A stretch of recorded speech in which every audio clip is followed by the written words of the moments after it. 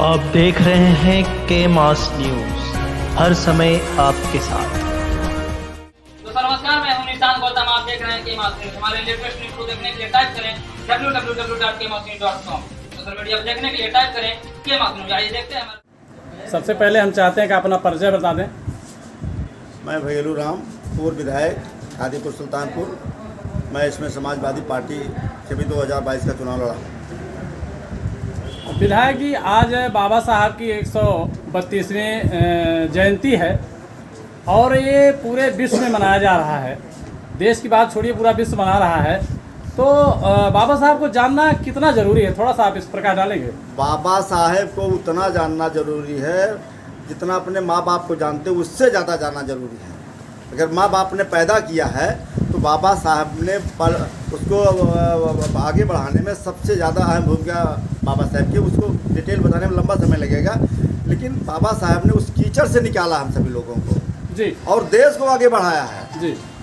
बाबा साहब केवल किसी जात बिरादरी के नहीं, बाबा साहब तो पूरे देश के लिए थे। बाबा साहब सबसे बड़े अर्थशास्त्री थे। बाबा साहब की वजह से हमारा RBI बनी है। बाबा साहब ने तो दलितों पिछड़ों के लिए जो किया, लेकिन पूरे देश के लिए उन्होंने किया है।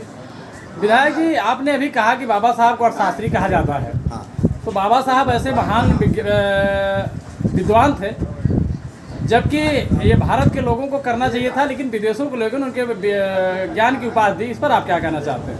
भाई यहाँ तो क्योंकि हमारा जो देश है इसमें जातियों का वर्चस्व रहा है। जात के नाते उनको थोड़ा सा, क्योंकि बचपना से उनको झेलना पड़ा, वो तो हम लोग भी झेले हैं, तो जिसकी वजह से उनको ये नहीं मिला। बाकी तो बाबा साहब को सिंबल ऑफ नॉलेज कहा गया है, विदेश में कहा गया है। कार्ल मार्क्स से बगल बाबा साहब की लंदन में मूर्ति लगी हुई है। विदेश के लोग बाबा साहब के विद्वता को जानते हैं, लेकिन हमारे देश के लोग केवल जात बात के नाते उनको थोड़ा सा हे दृष्टि से देखते हैं। वो ये समझते हैं कि बाबा साहब केवल अनुसूचित अछूतों के लिए या पिछड़ों के लिए लड़ाई लड़ते थे। बाबा साहब तो सबके लिए लड़ाई लड़ते थे। बाबा साहब पहले ऐसे अर्थशास्त्री थे जिन्होंने PhD किया था विदेशों में जाकर के। विधायक जी, ऐसे महान व्यक्तित्व के जब जिन्होंने अपने जीवन काल में अपना परिवार, अपना समाज सब कुछ छोड़ दिया, यहाँ तक बताते हैं लोग, ज्ञानकारों का मानना है कि अपने अपने औलाद, 4 औलादें उनकी बिना दबाव के अभाव में मर गई।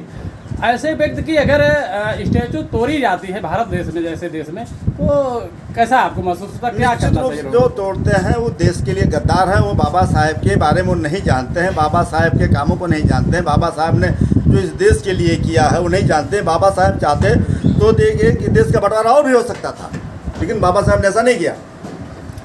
बाबा साहब देश के लिए लड़ाई लड़ रहे थे। बाबा साहब तो ऐसे सक्षम थे, जिस समय भारत पाकिस्तान बंटवारा हुआ तो उसमें बाबा साहब एक बंटवारा और करा सकते थे, लेकिन भारत हमारा बहुत छोटा हो जाता और भारत की स्थिति खराब होती।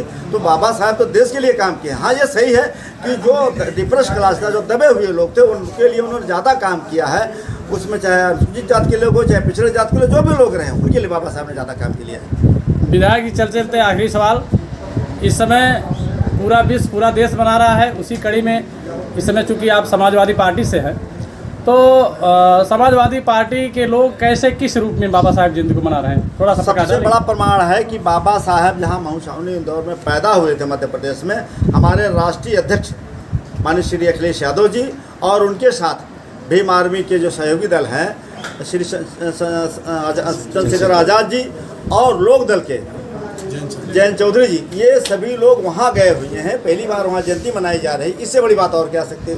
समाजवादी पार्टी के लोग, देखिए यहाँ जितने भी लोग खड़े हुए हैं मूल रूप से समाजवादी पार्टी के लोग हैं और तमाम और लोग साथ खड़े हैं। तो समाजवादी पार्टी भी बड़े पैमाने पर बाबा साहब को मना रही है। और सबसे बड़ा प्रमाण है, हमारे बगल खड़े हुए हैं समाजवादी पार्टी बाबा साहब के प्रदेश सचिव बाबा साहब वाहिनी के राकेश रंजन हैं। तो बाबा साहब ने उसमें एक विंग भी बना दिया है, बाबा साहब वाहिनी, जो जिसके राष्ट्रीय अध्यक्ष आदरणीय मिठाई लाल जी हैं। जी, धन्यवाद।